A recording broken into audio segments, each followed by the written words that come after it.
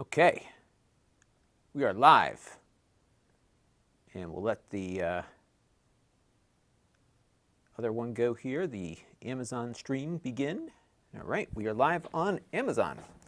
Yeah, doing a Sunday night because I can.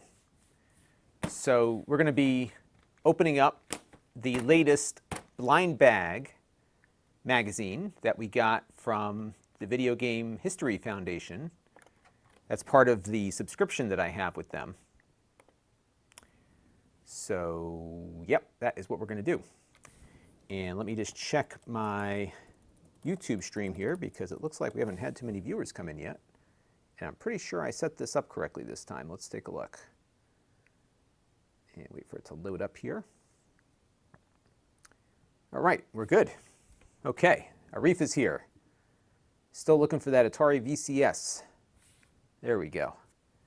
All right, so I'll say hello to some folks while we get settled in here. This is later than my usual time. I usually do the weekdays around 2 o'clock in the afternoon. But you know, we'll get there. We'll wait for some people to come in. So Arif is here. Kevin Hawthorne is here. Ando Gamer is here. Hello. Yeah, so, and I thought what we would do before we open the magazine is we'll look at what we got prior. And I'll wait a minute or two for the people to come into the stream so that we have some people watching. And Matt Lawson said, I missed the old one. I'm done with this review, then it's going to go back to the mothership. You know what? I'll start saying that again. How's that? We might be talking a lot about motherships after that UFO report comes out later this week. John is here. Hello. Hello, John. Yeah, so we're going to I'm going to wait for a few more viewers to come in, and then we're going to start opening up this month's mystery magazine. And what I will do is, let me get up a new window here, and I will show you exactly what it is I'm talking about. So let me go into my vMix capture. So the Video Game History Foundation is a group that's been looking at the history of this art form. And I consider video games to be an art form, don't you? And so they have a blind bag program because they've got a huge library of extra magazines. So you can subscribe, and I'll show you their page here. You can subscribe and get magazines from the 80s or 90s or the 2000s. And it looks like the 80s or 90s are in shorter supply because I'm subscribed. So I was able to subscribe on an ongoing basis. So they charge me $20 a month and they send me a magazine. So this is what it comes in. And then what happens after you open it, these are the ones that we've previously opened. So we've done 1, 2, 3, 4, 5 of these. This is like month 6. So every month I just do this stream. And so we got the game, this was last month's. This one was pretty good, the Game Player's Nintendo Guide. And then we got, this was the first one that I got. And this was a great one because it covered the period of gaming that I was most into. So this one is from 1995, May of 95. So this one I liked quite a bit because this one covered like the Saturn and that whole transitional process to the 32-bit consoles. So it had everything. It had the 16-bit. See all the things up here? This was a good one. This was Ultra Game Players, I think. Yeah, so this one was okay. I think this one had the best ads out of all of them. And then this one was Nintendo Power from 1996. This was like December of 96, I think. Or not, no, maybe it's a little bit later. This was like December of 98, maybe. That's what it was. So, not bad. And this one was my least favorite because it was from a period, this was from March of 2001, and I wasn't really into console gaming at that point. So, kind of went off track on that. Now, what I thought I would do before we start is I always like to showcase some of the coffee table books that I have here around the house. And Pat Contry, who you know is Pat the NES Punk, makes these enormous books. Look how big this thing is. This thing, and I guess it's past Father's Day now, But this is the ultimate Super Nintendo guidebook. It weighs like 20 pounds.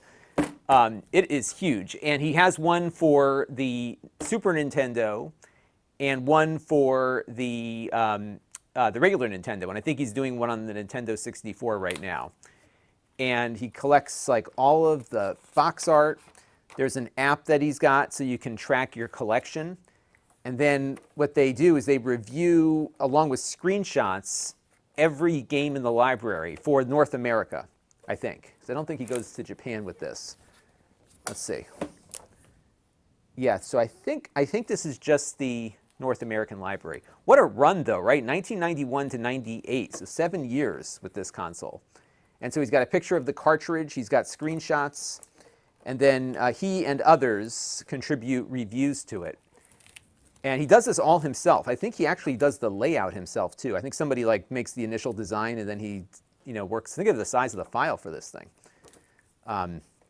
So it's a great coffee table book. Little graduation gift or something if you got somebody that's really into this stuff. And then after the game section, he's got all these ads and stuff from different magazines. I think I am in this part of the book. Let's see. I think I'm in here because I know yep, here I am. So you can find me right there. So he's got all his Patreon backers here.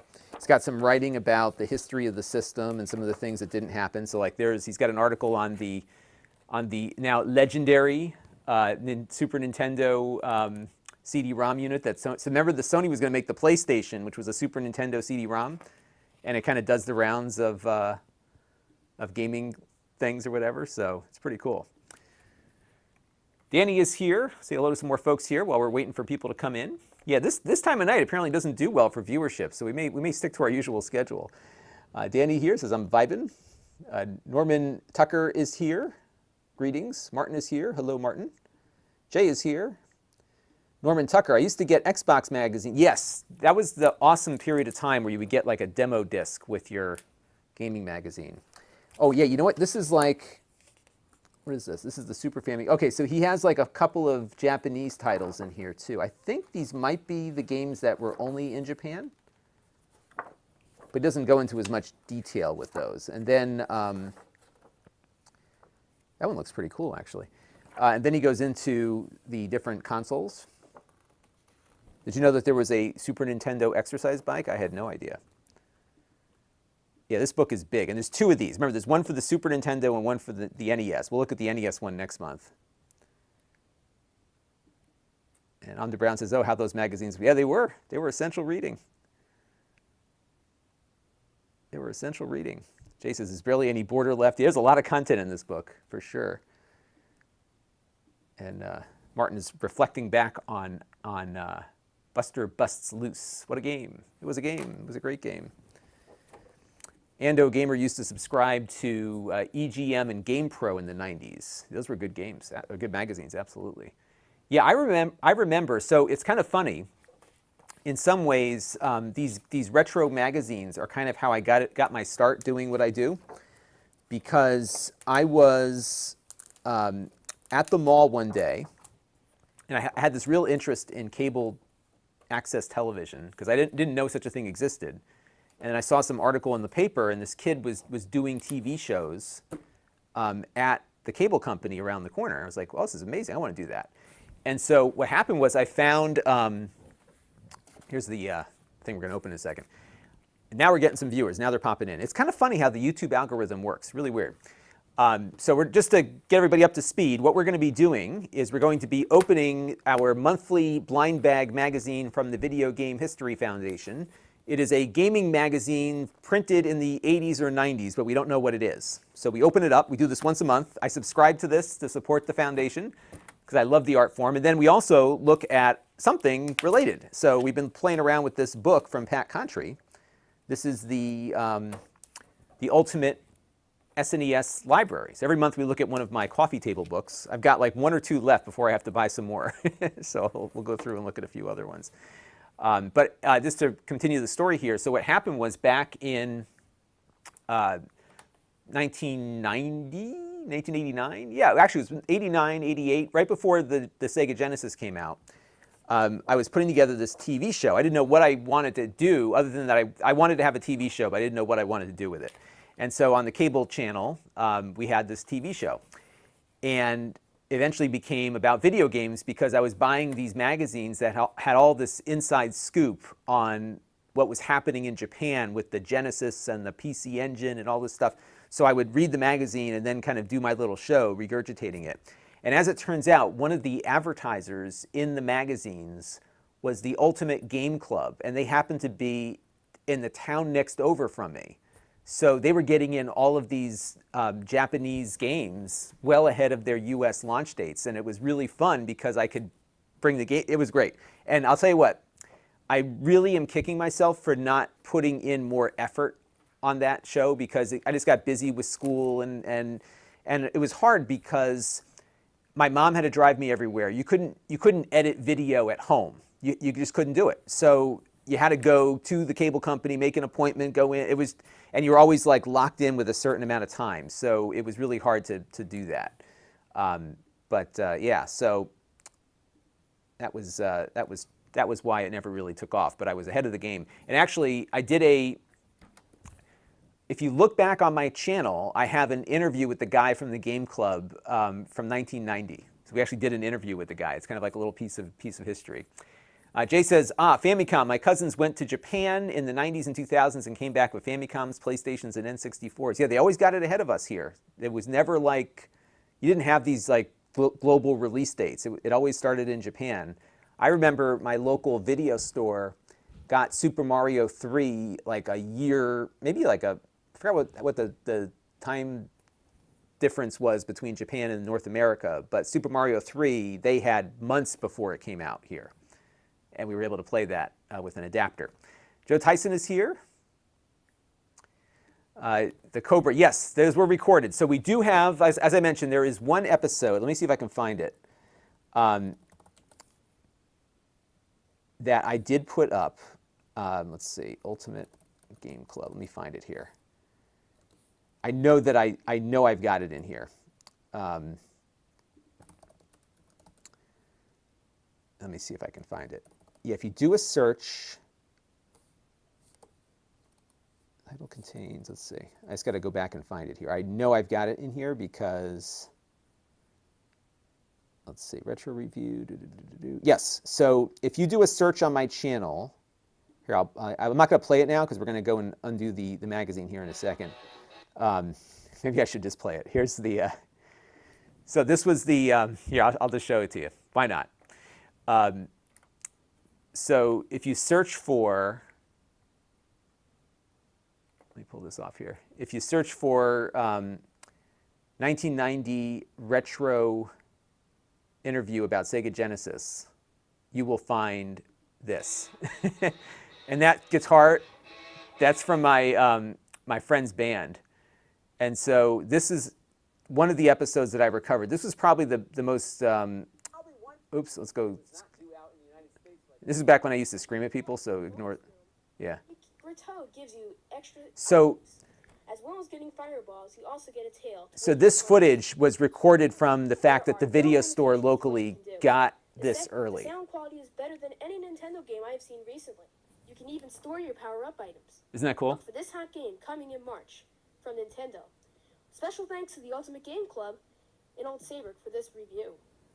So I would record, I would run the Nintendo through the VCR to record it on VHS, and then I could edit it into the show.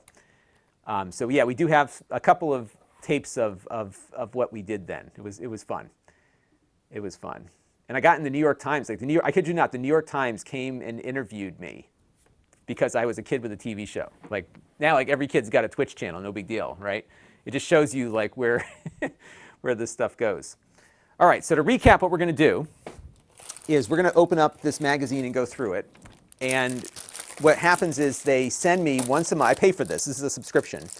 I get these magazines that are actually in really good condition. And they have like a cardboard backing on them. And you get a certificate of authenticity. And this is coming from, they call this deaccessioned. In other words, they have people that donated these magazines to their library, but they're duplicates. So they've been, they created a subscription plan so that you can pay and just get them. So that's how it works. Okay. And Martin says you were born. Yeah, check it out. It's do a search for that. It was really fun. I think I only did about 4 episodes, and here was why it was hard. Because in addition to all the logistics problems of getting to the cable station, we also had the problem of the fact that we had to fill up a half an hour, because they had half-hour and 1-hour time slots. I think they still do. So, for me, like, I make a video, if it's 13 minutes, fine, goes up, right? But you think about, like, having to fill these half-hour time slots. So what you had, in addition to all the logistics issues, was coming up with enough content to fill up a half hour. So I think I only did 4 shows, and that was it. That was it. And it was tough. I was a kid. I had somebody doing it with me. Like, it didn't work out, unfortunately. I really wish I had stuck with it. And then I did a little bit of this in high school, and then when I went to college, I was doing like some weather stuff, and then here we are. So that's it. All right, so let's open the magazine. So we usually take a guess as to what people think it's going to be and what era it's from. So I'm going to open it up this way so I get the. All right, so let's take some guesses here. What do we think? That's right, Smoke Monster. Smoke Monster's here. Everybody, say hello to Smoke Monster. Magazine Day. So let's take some guesses. Era and magazine. What do you guys think? Lucy Gaylord says, yes, that was me. Yeah, we had, so actually it was 2 things. We had the New York Times did a story on it. I've got that somewhere. Let me see if I can find it. I have that stored somewhere. And then, so the New York Times did a story. And then the Discovery Channel had a news magazine show called, it was from the Christian Science Monitor, the newspaper, so they had a TV show. And they actually flew these people up and did a whole thing on us. It was pretty crazy. Let me see if I can find the article, because I know I archived it not too long ago. I did a subscription to that, what was that? That newspapers.com thing, and I got a whole thing, but I don't know where I have it stored. So I know I stored a bunch of this stuff. I'll have to find it. It's on my NAS somewhere. I'll find it and I'll share it with you all another day. Okay, so Luther Gaylord, you are wrong. Smoke On says, I would love to get Nintendo Power #1 because me and every kid in the world got it, but of course none of us kept them. Ando is hoping for a Game Pro. Jay is hoping for April of 1991. Cobra saying 90. Jared Harris, very specific, EGM 45. I don't know. We'll have to take a few more guesses here, and then we'll open it up and thumb through it. And Real Life Hawaii says that they let. So here was the deal. If you wanted to have a show, anybody, and this is still the case today. In fact, I don't know what the rules are in every place, but in Connecticut, where I lived, they were required to maintain a public access TV show in exchange for their local cable monopoly. And the access stations are still part of the regulatory structure today. So they're mostly run by nonprofits now. But anybody who wants to can sign up. You have to take a course. They have to show you how to do everything. But anybody who wants to can sign up and have a TV show. Just like that. They have all the equipment there. Everything is there. You make the show and they air it on the cable access station. And the challenge with it is that if you wanted, this is back in the day, but it still kind of runs the same way now. So now, of course, you can just upload it to YouTube if you wanted to. But the challenge back then was that if you wanted your show to be on more than one cable system, you had to make copies of the tape and then arrange for it to get delivered to somebody who lived in another cable franchise area, and then they had to drop the tape off because they couldn't just take a tape from me in my town in another area's cable franchise. You actually have to have a sponsor that would submit the tape. It was kind of funny how that happened, how that worked. All right, let's do it because the dog is going to have to go out soon. I'm getting a little sleepy. By the way, tomorrow at 3 p.m. I'll be live again because we're doing a live stream for Prime Day. Tomorrow is the beginning of Amazon Prime Day. Get your gift cards ready if you got them. Okay, let's see what we got here. We have an ad here on the back. This could be a Nintendo Power. What do you think? Let's see. It's definitely mid-90s, right? Because we've got a Nintendo 64 and the magazine. Nintendo Power. That's what we thought. So this is looking like, you know, this could be, let's see what it's March volume 94. It's a little more faded, or maybe that's just how they printed it, because it's kind of like green, but I think that might be the dinosaur thing. So let's see, Nintendo Power, I also want to get the date on when this was published. Nintendo Power volume 94. So this was, according to Amazon, January 1st of 97. Now it's funny here, this maybe was faded, or perhaps the printing was off, because here, I'll show you what the thumbnail, you can like get this on Amazon, by the way. The thumbnail for this, if you look here, is like a different color. So it looks like there's something off with the printing, or it got faded in the sun. I'm thinking maybe faded in the sun is probably what happened here. That's what I'm thinking. So let's take a look and thumb through this, see what we got.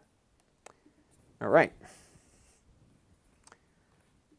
So I would say the only person that guessed Nintendo Power was Smoke Monster. So you win the proper guess. So there you go. And I'm always going to put up these comments. Thank you. And Jay says, Nintendo 64 already. Smoke Monster says, hey, I got it. He did. And Martin says, nice. Lewis loved Turok back in the day. Yeah, I kind of like Turok too. My brother had this on the Nintendo 64. And Jay said, even looking at the ads. Yeah, the ads are really, you know, I've always liked looking at advertising because it really speaks to how things were marketed, right? And every era has its own style. You know, like the 90s had a lot of big photos like this. This is an ad for Mario Karts. And here's the whole thing on Turok Dinosaur Hunter. Then, of course, you get, this is all like, you know, it's funny. I had a good friend of mine, Matthew Collins, but he wasn't a junior. I was going to say, is that my friend Matt?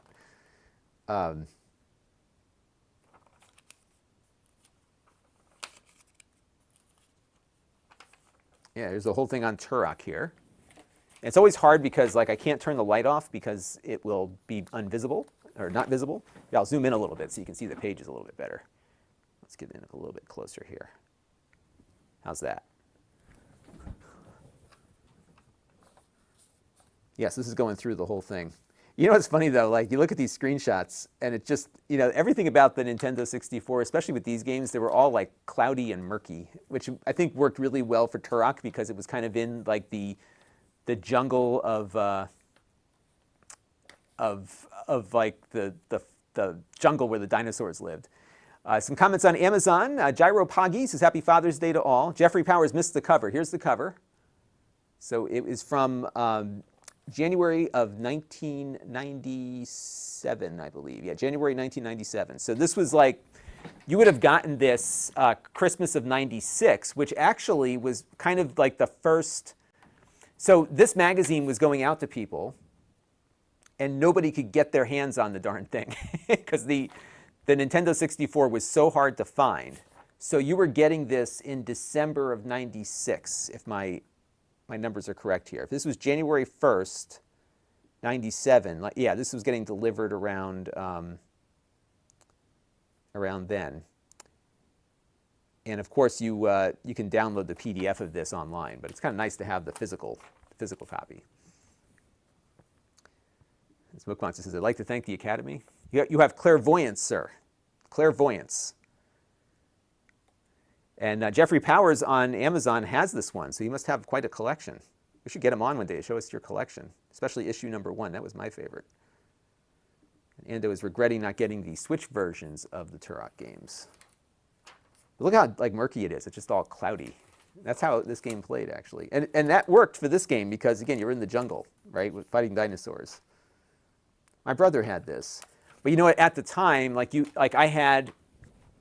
So I'm trying to think. Yeah. So around this time, the PC shooters were light years beyond what we were getting on consoles because that's when we had like the 3DFX cards and everything. So you would be able to certainly do better with your computer and a 3D accelerator card. Of course, you paid a lot more, but you couldn't actually get one of these Nintendo 64s until much later. I remember in the fall of 96. Yes, the fall of 96 was when my dad got my brother a Nintendo 64, and I managed to talk him into letting me hold it in the dorm room up with me when I was in college so that he wouldn't find it, because my brother was always looking for stuff. So I got to be the foster parent for the Nintendo 64 until Christmas. So I loved it. I had Wave Race, Super Mario 64. That was cool. But you could not get these things. I remember driving around. I would drive around up in the Hartford area from where I went to school. I was driving around constantly trying to help find the game for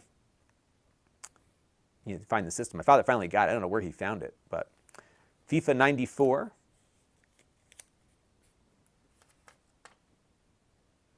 This kind of reminds me of FIFA on the 3DO. That was a great soccer game. I never was much into soccer, but we really liked that on the 3DO. This is Mario Kart 64, so they were just rolling out all the titles. So you're getting this magazine, and you're getting all hyped up. You can't get it. You can't get any of this stuff. You couldn't find the system. The system was in very short supply. That sounds familiar, doesn't it? Jared says, yeah, they got to get their act together on the Nintendo 64 games on the Switch. It can certainly run them, right? Lewis reminds us that you can play them on your phone. Sure can. The Cobra went from... So we went from the NES to the SNES and then switched to the TurboGrafx. I love the fact that people appreciate the TurboGrafx now because it was very much underappreciated in its day. I've been playing a lot of the games on the Mister, including some of the CD games on the TurboGrafx that were awesome. Like the Castlevania game, probably the best Castlevania, right? At least of the original. And SC Scout Guy had a 3DFX Voodoo 1 in 96. Yeah, that's true. It was amazing because when you fired that thing up, and first of all, it was a separate card. So you had your original video card, and then you would loop it out into the 3DFX, and then the monitor would go in from there. So when the 3DFX took over, it was the video card. And it ran on the PCI bus, if I remember correctly, not the AGP bus. I think the Voodoo 3 was the first integrated card, but the performance was remarkable on it. And then I got a Voodoo 2. That was the other big jump. When you went from Voodoo 1 to Voodoo 2, I got a Voodoo 2, and we were addicted to Quake. Quake was awesome. Wing Commander had a great 3DFX accelerated game too, the Prophecy, all sorts of good stuff. So there's more on Mario Kart 64. This was a fun game because it was, this is like really well suited for what the Nintendo 64 was capable of. I remember playing that game with my brother, had a lot of fun.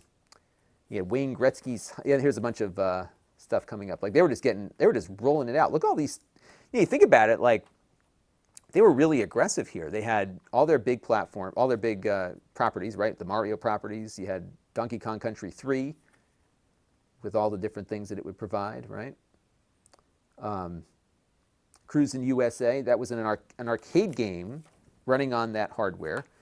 Wave Race, I believe, was a launch title. If it wasn't, it was shortly after the launch because that was one of the two games that my dad got with the Nintendo for my brother. So, because I remember playing a lot of Wave Race, and I loved the water mechanics in that game. And Jay remembers playing a lot of Mario Kart versus his cousins. Yeah, my kids like to play Mario Kart on the Switch now. We have a lot of fun with that. That's a great couch co-op thing. Jesse says that Nintendrew has a big collection. I bet he does. He's got a great channel. You know what I love about Nintendrew's channel? Is that he gets everything done within 7 or 8 minutes. He's got a really good discipline and a good formula to what he does. If you haven't checked out his channel, he's very good at what he does. I've always been impressed with his discipline, and he's good. He's like he's an entertaining creator. He's informative. Brandon had a Voodoo 2 with 12 megs of RAM. Yeah, Quake 2 was just made for it. It was awesome. I love that Voodoo 2. especially multiplayer Quake. I used to play that. So when I was in college, we had an Ethernet network. It was 10 megabits, not gigabits, megabits, and we had probably a T1 line going out to the campus network, out of campus. But it was far beyond what you had for dial-up, so the latencies were really low, and you could just boot up and play Quake and not have to kick your roommate off the phone to play it. That was what was fun about it. Sina says, are these articles hints, tips, and where to find the secrets for the Turok game? I don't know if they had any secrets. I was just kind of leafing through it. I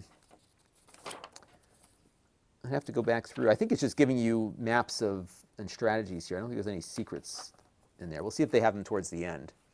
But this part here is giving you some info on wave race, like where to point yourself. And then, oh, here's some fun stuff, because Super Return of the Jedi on the Game Boy was probably ridiculously impossible to play, so they gave you some codes to jump ahead to different levels that you probably never could get to on your own, because it was really hard on the Super Nintendo. Here's an Easter egg on NBA Hang Time, which I'm guessing is on the, yeah, it's SNES, yep. Tetris Attack, more puzzle passwords. There's a bunch of things here. Mortal Kombat Trilogy. Doom 64. Speaking of Doom and Quake, there you go. That was a good one, right? Because that one just re-released on the Switch, Doom 64. So you could play that on the Switch now. I think they're selling it for a couple bucks. And it's actually the Nintendo 64 version that you can play on the Switch, not the PC one, I think. And then I think you can get the PC one on Game Pass now, too. SE Scout Guy, I remember when Nintendo bought a ton of TV commercial advertising for the Nintendo 64. Yeah, they don't need to do as much anymore, do they? There's so many of us YouTubers that can talk about this stuff now. And I definitely agree with Matt Lawson's statement here, because everything was new.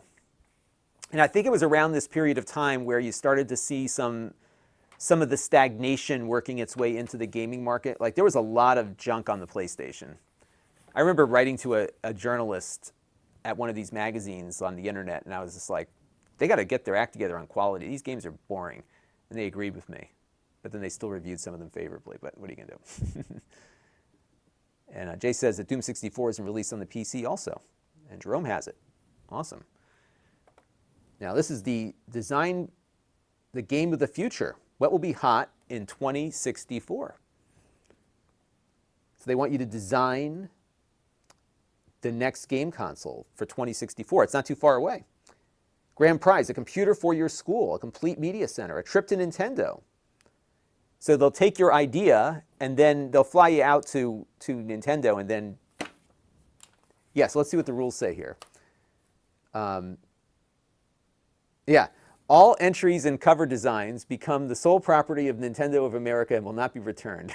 So in other words, you're just turning it, this is like nothing, we see these terms of service nowadays and it's like, oh, they're going to take your IP. That's what they're doing here. You submit it, they own it. So your Nintendo Switch probably came from some kid that won the contest, but maybe they got a free trip to Nintendo out of it. That's funny. Killer Instinct Gold. That's a fighting game. You get a bunch of moves that you can do here in Killer Instinct. This is like a fold-out poster of FIFA 64. That's your FIFA 64 poster right there. But you see how nice these magazines are? I mean, short of this one being faded, they haven't sent me anything like disgusting, right? It's all in good shape. Oh, Earthbound, did this ever come out? Earthbound 64? Let's look. Was that like a 64 DD game, maybe? Let's see. Yeah, this was canceled. It never came out. But it looked like it was pretty far along. Has anyone ever found like one of the betas of this? Because there's some screenshots on if you do a Google search for it. This was one of those games that became really appreciated much later. So I would imagine like they started work on it and they're like, there's not going to be a market for this thing. Let's just drop it. That's wild. I wonder how far along they got, because it looks like they have some things kind of put together here. You got Harvest Moon, kind of like a farming game. Because I think Animal Crossing actually originated on the Nintendo 64, but that's not what this is. This is something else. But this is there's another game that everyone's playing that's similar to this, right? I forgot the name of it. But you know what I'm talking about, it's that farming game. SC Scout Guy had a Jaguar around that time. Yeah, they ported Doom to everything. It was like your system wasn't legit unless it had Doom on it. Charles is suggesting if anyone's looking for a modern take on a retro game, Crystal Caves HD. That was a game on the Mac, if I'm not mistaken, right? The original Mac? Yeah, this is just like, what's the name of that game? You know what I'm talking, Stardew Valley. Yes, thank you, Jay. This is just like Stardew Valley. Like you got to grow crops, take care of the cattle. It's got a lot of it's got a dating component, because that's in Stardew Valley also, right? Where you get married and stuff. Harvest Moon. This became a franchise, right? I should look that up. By the way, I love Animal Crossing, just so you know. My kids and I play it a lot, although we haven't played it in a little while. So Harvest Moon originated on the Nintendo, the Super Nintendo. And then, so it came out, oh, this is the Super Nintendo version then. Okay, this is a Super Nintendo game. Got it. I don't think there was ever a follow-up though, was there? Which is probably why Stardew Valley exists, right? Let's see, was there any other versions of this that came out? Let's see. And then Story of Seasons is what became interesting. Okay, so there is a series. Okay, so there's a few more titles similar to this one. But I'm sure this is what inspired Stardew Valley, right? Interesting. Orlando had a TurboGrafx 16. Later on, got an SNES because of the titles. Yeah. I'll tell you what, like it's funny to see, because like the TurboGrafx was not successful here in the US. PC Engine, of course, was in Japan. But it's amazing to see, like, and I don't know if Smoke Monster's still watching, but he could attest to this. Like, there's a real appreciation for the quality of the games that were on the TurboGrafx that people never really got to play in its day. And it's interesting because those are the games that when you play them today hold up. Not all of them, but a lot of them do, right? So it's kind of funny how that plays out.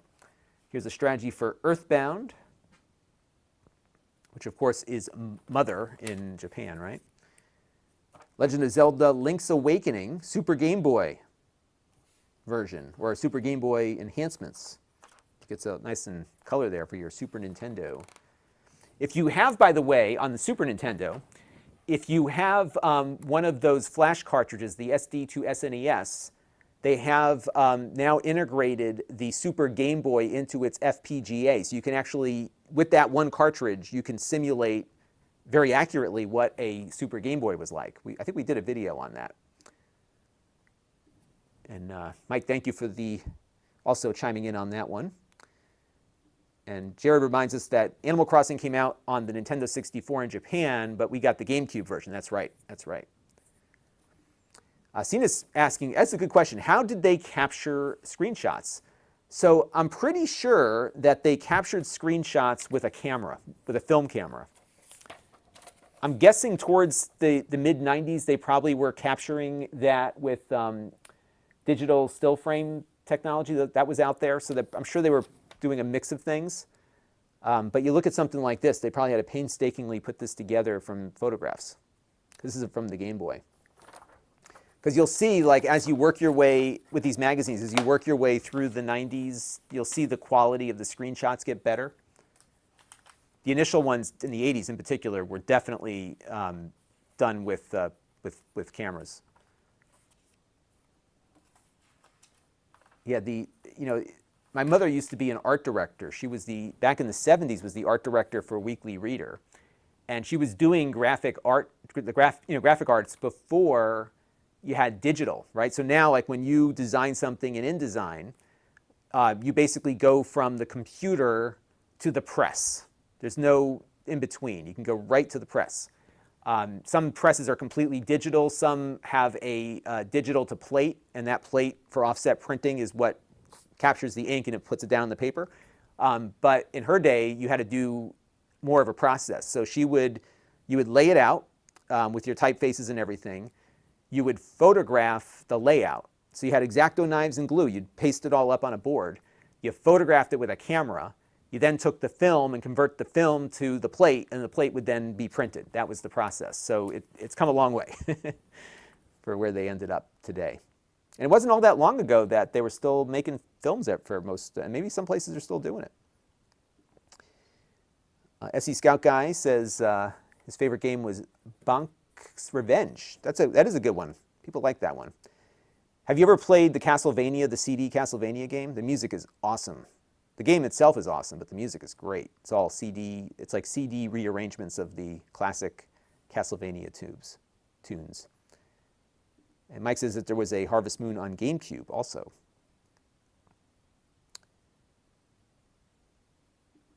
Charles G said, I downloaded SDV, but I didn't invest the startup time to get into it. What is SDV? Spell it out for me, because I'm getting tired and I'm probably not thinking straight. Sorry I missed that one. Let me know what SDV is and I'll let you know. Ando says, TurboGrafx have many great shoot-em-ups. Oh, you got the TurboGrafx Mini, the little console there. Yeah, this guy I knew in high school had the handheld. That thing was awesome. What was amazing about the TurboGrafx handheld is that you would be able to play the full TV console game on a portable. That was really cool. So this is Picture Puzzle. What game is this? This is like Disney's The Hunchback of Notre Dame.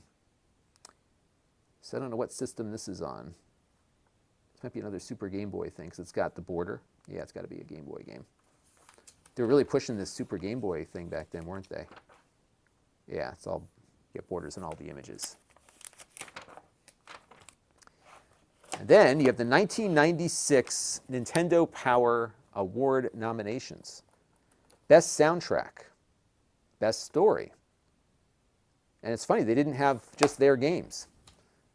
Most Innovative Game. I mean, most of the games are theirs. so for Most Innovative Game, the nominees are, from Nintendo, Pilot Wings, Super Mario 64, and Wave Race.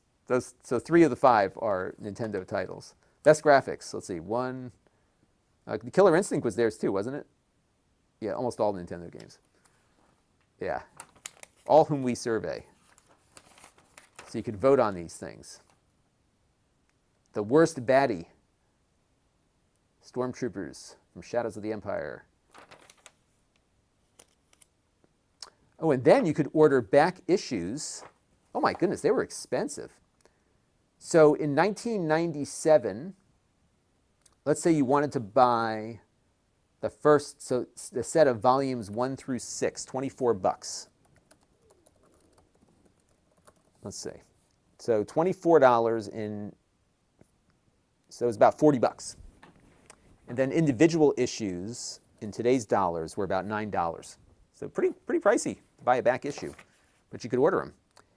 And then you could vote for your favorites right here.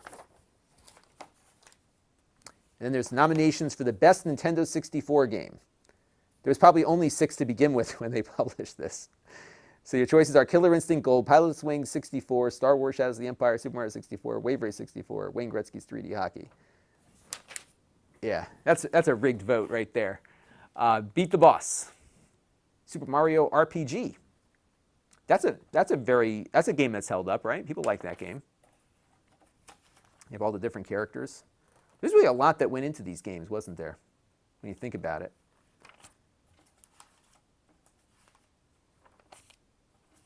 Then we've got the Game Counselor's Corner. So some tips on how do I trip the at-walkers, AT-ATs. This was a great game on the Nintendo. Now, if you're not familiar with the Game Counselors, you used to be able to call Nintendo. For a while, you didn't have to pay. You had to call long distance to get them, but you could call up Nintendo on like their local Washington number, and they would have game counselors that would help you get through the games. And they had all the tips and everything, because you didn't have an internet. You couldn't just go on the internet and look for stuff, right? So you could call these people up. So you could call, they don't have their names on here. Oh, they do. Her name is Christy Rush, or you can call Travis Williams. You get somebody on the phone, and they had a big binder. And it was actually a challenging job because they had to know everything, or at least know where to find it to help you out. Oh, Stardew Valley. Sorry about that. Okay, got it. So yeah, I've never played Stardew Valley. It's just like I got into Animal Crossing with my kids, and I'm like, I can't consume myself with another one of those games. The Cobra here says that the HU cards from the TurboGrafx were, yes, they were. They were like encapsulated. It was amazing how much they fit on those cards too. Jerome used to love getting video game magazines. I did too. I think there's still some market for something like this if people were to do it. There are some out there, but you know it's hard. The market's just not. You have to really work on marketing subscriptions, I think, to make it work. Hit those likes, everybody. I appreciate that.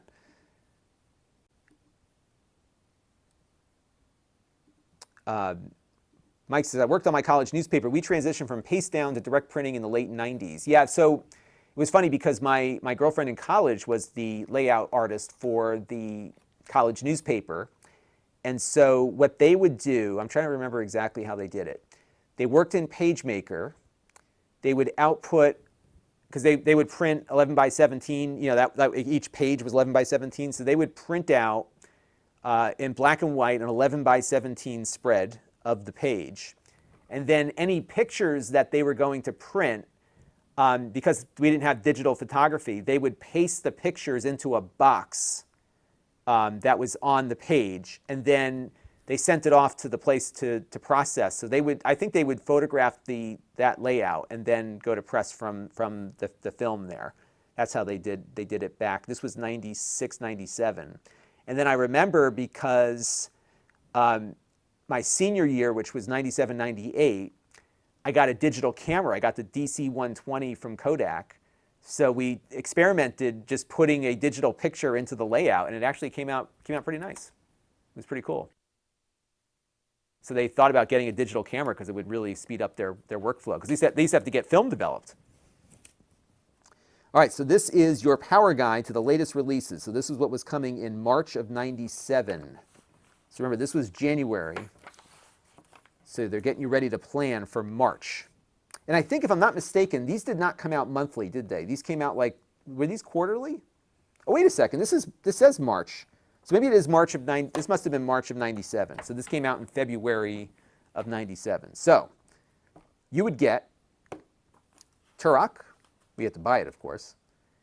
They had The Legend of Zelda Link's Awakening, but it was it was like the gold edition. 4 megabits. That was a great game on the Game Boy. I've been playing the remake on the Switch. I'm almost done with it. I got my wife into that. She was like consumed by that for a while. So you got Harvest Moon on the Super Nintendo. So all the games that we saw before. So remember, Tetris came with the Game Boy, but I think the later editions, like the Game Boy Pocket and the Game Boy Color, did not come with Tetris, so they were selling it separately. And it's interesting, they list the size of the game next to each of them. So Tetris, 0.25 megabit. You can download that in it's like a millisecond. Orlando would like to see a adapter to use NES controllers on a TurboGrafx. That'd be kind of cool. If you get a Mister, you could do it. The Brand Tech, happy Father's Day. Thank you very much. Much appreciated. SE says, why have we not seen Dash Rendar in all of this new Star Wars content that has come out? That's a good question. I would like to see some more of that. Charles G says, Mario 64 was and still is amazing. When it first came out, my friends rented an N64 console from Hollywood Video. Yes. Yeah, it was awesome. That game was like amazing. And you know what's funny about it is that it didn't strike me as impossible, like in the sense that, wow, this is like so revolutionary. It was to an extent, But I was seeing so much cool stuff on the PC that it was neat to see it on a console. But the game was so well designed, right, for the time. I've been playing it on my Switch a bit. Chase says, not a lot of ads in this magazine. Yeah, this whole magazine is an ad for Nintendo because they like to control the media. They still do, right? Remember Nintendo Directs? We just had one last week. So they like to having that control. Cena says, was 1997 when Nintendo abused their position? I don't know. There was something going around with that. I think it was in the 80s, though, with the chip shortage where that might have been. Jared says, the Angry Video Game Nerd had an awesome Nintendo Power episode. I remember him talking about the contest to be in the Mask 2, which never got made. That's cool. I'll have to watch that one. I love his stuff. Orlando has Mario RPG for the Game Boy Advance. That was a great system. I have one up on my shelf up there. SC was shocked that Nintendo 64 games cost $50 when it came out. Yeah. If you think about it, the price of games has generally been, accounting for inflation, is probably lower, especially like the games that have been out for a little while. The games are much cheaper today. Mike was the photo editor of his paper, and they were scanning negatives. Yeah, you know what? Back around that time, when I was in high school in 1994, we went to the Hartford Courant for the day to shadow. We were at a photography class, and we shadowed the photojournalist for the day. And that was a neat experience because they had the latest technology. So they were going out in the field with film, of course, because digital cameras were, not there technologically and wicked expensive. So we went out with him with our film cameras, and when you got back to the newsroom, they would take the film and develop it right there. They had a developing unit, and if I'm not mistaken, we shot most of the film that day on black and white because most of the photos that were printed in the paper were black and white. So they had a black and white developer in the office. And so they just dropped the film canisters in and they got their negatives out. Now I was doing my own developing at the time, but that thing was a lot quicker. And then what they would do is they would immediately scan the photos from the negatives. So that's how they did it. But our campus didn't have, our campus newspaper didn't have the resources for that. So they would just paste the photos on the printout. Orlando bought Super Mario 3 when it came out. Went to a lot of stores and was sold out. You know what's funny? When I bought my copy at a World of Nintendo store, and they had a whole bunch of them. And I remember being so surprised that there were so many that were available because Super Mario 2 and Zelda 2 were impossible, like impossible to get. There was a lot of disappointed kids at Christmas that year. Here's The Empire Strikes Back for Game Boy, coming out in March of '97. So here's something funny. So, we talk about like achievements and stuff. So in the magazine here, they kind of are giving you achievement kinds of things to do. How many coins can you collect on Tiny Huge Island? 100 coins to earn a star, but there are certainly more than that in this level. Stomp on every enemy in your ROM to dig up all the coins. When you think you finally found all the coins in every nook and cranny, you might as well take a photo of your coin count. The top 25 collectors pocket 4 super power stamps. What the heck are those? So they have like all these different challenges that you can do. And then you take a picture of the screen and mail it in. And you know who else used to do that? There's something else in here I'll show you in a minute. Activision would do that with the Atari 2600 games. So if you got a certain score, you would take a picture of your screen. They told you how to do it for the best results. Now remember, back then when you took a picture with your camera, you dropped it off at the photo mat, and then you had to wait for it to come back. So they were very specific in giving you instructions as to how to best shoot the screen so that you could take the picture, develop it, and then mail the picture to them. So they would send you a patch, a little mission patch, if you achieved a certain score in the game. And then here's some updates. Zelda 64 turned out to be one of the best Zelda games of all time, right? And Star Fox 64, another classic. F-Zero returns. Dark Rift. Kirby's Air Ride. J-League Striker. Yeah, again, everybody pumped for the Nintendo 64. Chameleon Twist. Blast Cores. I think I remember that game somewhere. And then look at this. They have they're still in here. Mario Kart trading cards that you can tear out. And you've got Peach, DK, Toad, and Bowser with their statistics here on the back. It's pretty cool. And you got that. So that is this month's magazine. Pretty cool. that was fun. Take a few more questions here, and then I'm going to go. I have my dog walking around up there, so I got to go take her out in a minute. Everybody's got so much great information in this thing. So originally, Nintendo Power started quarterly and then transitioned to monthly. Ah, okay. Yeah, because I remember it was free initially. Then you had to pay for a subscription, and I never paid for the subscription because Sega's magazine was free.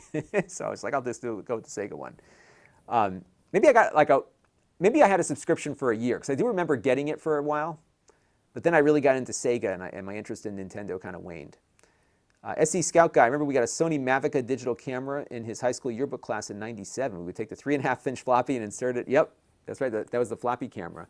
Actually, my video camera, which is upstairs, we did that thing on capturing video footage the other day. So my digital camera had that feature. It had a floppy drive that would plug into it, and you could take digital stills with the camera. Not very good ones, but it was better than nothing. I had a Kodak DC-120, which was the first megapixel camera. Charles G said the gold Game Boy Pocket commercials totally sold him. So he was all in on that. That's awesome. Brandon Wallace, N64 games were more expensive than PlayStation. Yep, they were. Much more expensive to manufacture, for sure. And actually more to ship, because if you were importing them, think about the amount of physical space that the cartridge box takes up versus a CD jewel case, right? So you could fit a lot more PlayStation games on an air cargo plane or a ship than you could large boxes from Nintendo. Frank Mula agrees that Link's Awakening is a great game. Own the DX version, accompanied with the original GB. It would beat it on the GBA.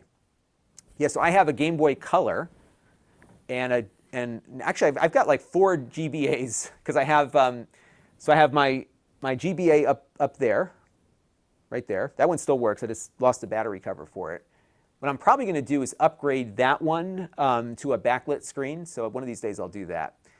So I have that one. I've got my brother's GBA, and then I bought the GBA with the flip-up screen. I bought 2 of those, one for me and one for my wife. So I have those. I've got 2 DSs. I've got a lot of like Nintendo portables around here. Norman, thank you for the Happy Father's Day wishes. Very much appreciated. Brandon loved Wayne Gretzky's 3D hockey. Smoke Monster's a fan of Blast Cores. Very cool. Mark Dell says, whoop. We used to say a lot of that in the 90s for sure. Ando misses the gaming magazines that we're talking about, the newest arcade games. Yeah, the 90s arcade scene was awesome. Jay says, have you seen Modern Vintage Gamer on how they fit Resident Evil? I did see that. That was really cool. He does some really good work. I enjoy what he does. Orlando's favorite game was Kirby Dream Land for the Game Boy. They had some great games on the Game Boy. You know what was amazing about the Game Boy? So I got mine, so a friend of mine got his right when it came out, August of '89, like right when it came out. And that thing was amazing, like it was revolutionary, because before that you had the Tiger portable games, that was it. But here's this Game Boy where the games were not as good as the Nintendo games, but certainly close. I mean, they had scrolling backgrounds, all the platforming elements were there, Tetris. That was amazing. Like that was like, oh my gosh, I can't believe this. And you could take it anywhere, right? And what was really cool about the Game Boy was the fact that you could interchange the cartridges. So before you'd have a really lousy LED, LCD Tiger game, and you went from having that to having a real system that you could carry with you. So awesome. The battery life was terrible, but we got these big rechargeable batteries for it. So that was good. Frank Mula owned the Nintendo DS and the first version of the 3DS. Mark Dell says, do some awesome Game Boy mines. It looks, yeah, there's some really cool. You know what I need, Mark Dell? And maybe some of you can help me. Can some of you email me links to a Game Boy Advance screen mod that doesn't require me to cut things? Because I'm not good at cutting things. So let me know. Smoke Monster, what is my favorite N64 game, and why is it Dr. Mario 64? That is one of my, I'll give you credit. That one's up there. I like, you know what's funny? Back then the Star Wars game, I was all over that. But now, of course, it doesn't hold up nearly as well as the GameCube Star Wars game that we got many years later. But I really liked Wave Race. I thought that was awesome because I loved, again, the water mechanics were great in that. Mike upgraded a GBA a few months back. Very easy project and amazing improvement. Yeah, I would love to get, if you all could send me some recommendations. Thank you for the Father's Day wishes, Orlando. Had a good one today. Tetris is by far the favorite. Yeah, it is a classic, and it came with every system, so certainly not rare. I have a flash cart for the Game Boy and the GBA. It's awesome. And Mark Dell says, with the Game Boy, you didn't need 6 batteries to 3 hours of battery life. That is true. Yeah, they marketed this big capsule battery for the Game Boy that gave you like 10 or 15 hours, and it was rechargeable. So I remember having that. And it was cool because the industrial design really matched it. Linda would like to see a Keith Courage ROM hack on the TurboGrafx, no doubt. What else we got here? SC Scout Guy got an Atari Lynx. It had about, yeah, the batteries were like, they didn't last long at all. I had a Game Gear. And you know what's funny? The Game Gear, was, for all accounts, better, perhaps, hardware-wise than the Game Boy, right? Because it was color. It ran, you could actually run Sega Master System games on the Game Gear. And that was really cool. I had an adapter to do that. But I have fonder memories of the Game Boy for some reason. It's really interesting. Maybe it's the battery consumption that the Game Gear would do. So Mike says, so it needs a whole new case. Okay, I'll have to look and see if I can find one. So Mark Dell, send me, yeah, everybody send me, if you can, Lon.TV, send me links. Because I want I want something easy but good. I don't want some, lousy thing. I want to have a nice kit. And preferably something we can find on Amazon. So let me know what you got. Frank Mula, I fell in love with Kirby Dream Land. I still own the cartridge, but when I checked its current condition recently, I had to blow in the cartridge in order to get it to actually run, unfortunately. Yep, still got to blow in those cartridges. Got to blow the dust off of them. And he beat the game on his Game Boy Pocket. Mike loved his Lynx, traded it in for a TurboGrafx 16 of all things. You should have traded it in for a TurboGrafx portable system, right? Jared says here, the Ocarina of Time is the best game ever made and no one will ever change my mind. There's a fighting words there, Smoke Monster. Frank Mula says Shinobi on Game Gear was his fave. That was a good game. And Smoke Monster can, oh yeah, I guess I could just buy one that's pre-modded too, couldn't I? Maybe I'll do that. I kind of like doing a project because it's a fun stream to do. Because it's, when I do a project, it's like watching auto racing for the car wrecks, because undoubtedly I'm going to screw something up. And I know a lot of you enjoy watching me fail at hardware projects, so that's part of my motivation. Mark Dell bought up a busted up Game Boy and modded that. See, so mine's a little on the busted up side. So again, I don't know where the battery compartment went. I don't think the screen is scratched up. It's certainly dusty. Because I bought this right when it came out. But this was a fun little system. For sure. And I've got a flash cartridge for it. I have one of the EverDrives for this thing. But I really preferred this form factor to the SP one that came out afterward, because this just felt better to me. I thought this was really well designed. I like this form factor better. So to get one that's like, to get a modded version with a backlit screen would be awesome. Because I really did like the screens on those when you had good light on them. Mark Dell says, am I okay with a little soldering? Maybe. I got to get better at soldering, but maybe we'll give it a shot. We'll see. If not, you can come over here and do it for me, and we'll just watch you do it. So Ocarina was great, but found it only on the Wii. That's right. They had a...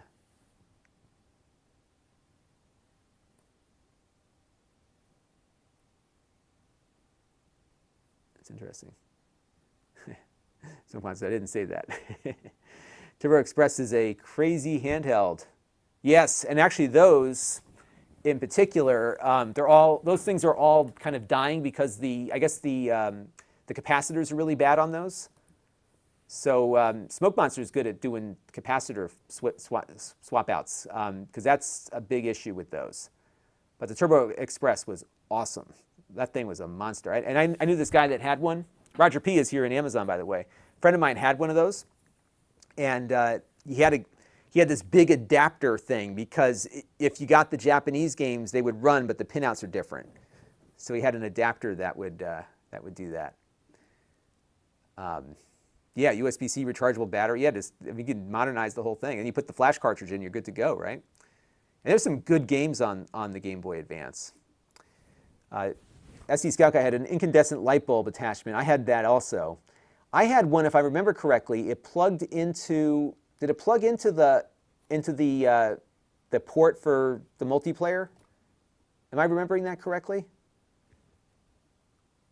I have to see. Alex Guy says, if you're missing the battery cover already, you could just buy a pre-cut GBA shell plus the display. Yeah, I think I might just do that. So yeah, if everyone can email me their recommendations, I will go and look for one. Because I want to find one that's maybe available on Amazon. We could do a fun live stream getting it going. And Mark had his Turbo Express recapped. Yeah, you got to get those things recapped.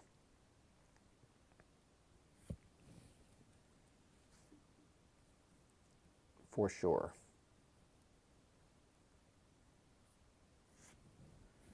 All right. What else we got here? Yes, the worm lights. Yeah, I think I know I had one of those. And there were so many. Yeah, there was, remember that thing that was like the magnifier with the light on it? So it would magnify, those things were just a bit like horrific. Like you could get your Game Boy, let me see if I can find some photos of it. You could get your Game Boy like totally maxed out.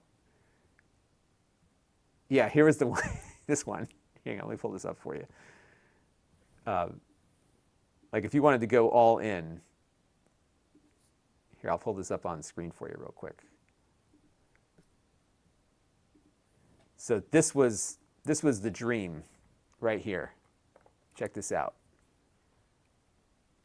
That was the dream. Here, let me get the thing out of the way.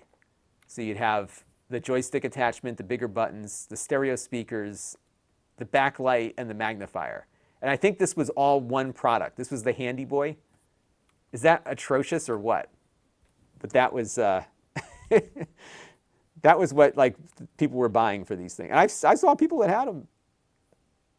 It was crazy. Roger P said the Game Boy screen was so bad, but it was so good. Yeah, that's what I mean. It was like the screen was terrible, but there was nothing to compare it to, right? So it was just, it was what it is. There was nothing you could compare it to. So there was, I think Nintendo's always been really smart about that, right? They hit the price point on something they can, you know, it's never going to be as powerful as everybody else's things, but so Mark Dell's going to hit me up with some links. Yeah, send me some recommendations.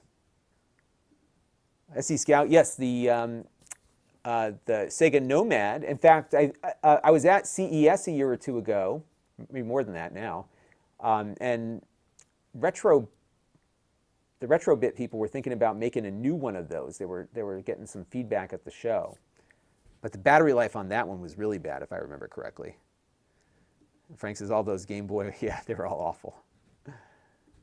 Orlando had Revenge of the Gator for Game Boy. That was the Konami game, right? What was that with, yeah, I know exactly which one you're talking about. Game Gear mods are soldering nightmares. Yeah, the Game Gear had a backlit screen, but that screen was terrible. I think it was like a passive matrix screen.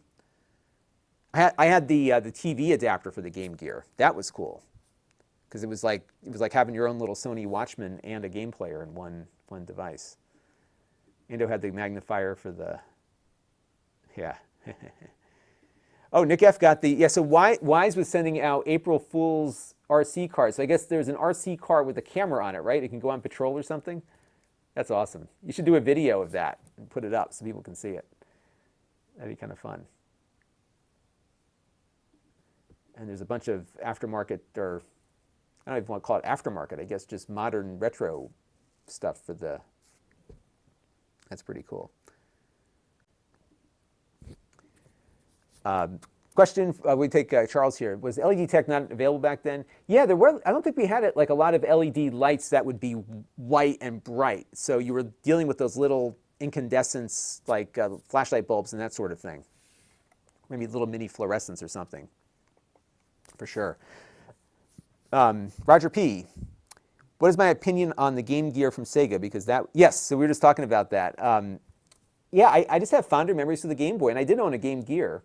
I think what it was that I was older by the time I got the Game Gear. I was probably a sophomore or junior in high school. So walking around with a game player wasn't all that cool at that point, where it was maybe a little bit, somewhat less than uncool in middle school, I think, around then. So, That's it. So good stuff. So tomorrow, everybody, 3 o'clock right here and on Amazon, I will be streaming some Prime Day activities, so be on the lookout for that. And I had a great, I got ahead of the game, so my weekly wrap-up is already shot for Monday, so I'm going to probably try to squeeze in some kind of recording, and we'll get that going. But yeah, it'll be fun. So check it out, 3 o'clock here, 3 to 5, and I've got a bunch of stuff that is featured on Prime Day sales, so be on the lookout for that. And I'm getting some emails from you all already on screen mod recommendations. Thank you very much, everybody. So I will look into this and see what I can track down. And yeah, we're gonna have some fun tomorrow. So then we got that coming up. I'll be streaming some other stuff. I just got in so we'll have another laboratory session here because I got in another solid state drive from WD. I got their external gaming drive, so we'll play around with that a little bit. We'll get it set up. I'm gonna have we'll do like a head-to-head on how long it takes to boot a game on an Xbox Series X, or Xbox, not a Series X because those are fast. We'll look at it on an Xbox One X to compare its spinning drive to the flash drive. But we'll have to figure it out. Oh, I'm sorry to hear about that, Orlando. That sucks. Somebody stole your PS2 and a bottle of wine. That's it, huh? They took the PS2 and the wine and that was it? That's awful. All right. So everybody, thank you all for tuning in. I appreciate it. I'm going to go let the dog out one more time and get to bed early for once. So that is the plan. But I thought that I always like to do these magazine things. These don't get a lot of views, but I know that there's a subset of the audience that is as big of a nerd as I am when it comes to these things. So I always like to, even though it doesn't get the views, it's a fun thing just to connect with you all on. So sometimes it's not about the views, but it's about the shared experience. So that was my thought with this. And I hope you all enjoyed it. And yeah, I get, as long as I keep getting these, I'm sure at some point they're going to run out and then we won't get them anymore. But while we still keep getting them, I'll keep doing it because it's fun. It's fun to do that. So yeah, so that was that. So I will catch you all very shortly. So thank you all for tuning in. I greatly appreciate all of your feedback. And we're gonna have a fun week this week. I got a lot of different things to talk about. So I'm still like way behind on the laptops. So I need to get caught up on the laptops. But we're gonna look at, so we'll live stream that WD drive. I'm gonna have some commentary on Unify equipment because I've just had to reconfigure my network now for the third time, and I'll explain what's going on with that. I've not been having a good run with this UDM Pro lately. So we'll talk about some of the things you should probably think about if you're going the UDM Pro route. And it's weird because the Unify equipment is networking equipment. I like it, I really do, but I've had now 2 firmware updates that have required me to wipe out everything and start over again. Now, the second time is my fault because I didn't have a backup, so I'm going to recommend backing it up. But they're changing how the backups work, and they're kind of forcing you into a cloud backup before anything else. So that's a whole other issue. So we'll talk about that. And yeah, and then I've got a bunch of laptops. I can try to get through as many as I can there. Yeah, we're busy. And then, of course, we got the live stream tomorrow for Amazon. So it never ends, but it's good because it keeps me going. All right, so I will catch you all on the flip side, and thank you all for tuning in. And oh, you know what? That's a good idea, SC Scout guy. But we'd be here all night because those were big magazines. I should try to find one, and the reason is that I submitted my bulletin board system into the magazine, so I was in their bulletin board system list. So if you ever find an old copy, if you look on the Connecticut bulletin board list, you'll see the Matrix BBS in there. I was always so proud of seeing my BBS in print. And Charles, yeah, they did have a huge disaster. Although I think it was an inside job, which is why they're not talking, but we'll probably talk about that too. So I'm not going to trash them. I mean, I like the product. And this is the thing. It's like I still like it after all the aggravation it's caused me. I still like how it works. And I think for my particular connection, it works great. But man, and I got ghosted by the support. I mean, Yeah, I'm just going to kind of walk through it all because I think there's things that people need to be aware of and prepare for, because you're going to have a great experience with this stuff when it's up and running and working, but things will happen and you've got to be ready. So, and most of it involves their firmware updates that break things. Go figure. All right, so I will catch you all very shortly, and thanks for tuning in. Bye for now. And Thursday's the big UFO report. Maybe we'll do a live stream when that UFO report comes out and read it together. That'd be kind of a fun thing to flip through, wouldn't it? Okay. Have a good one, everybody. Catch you next time. Bye-bye.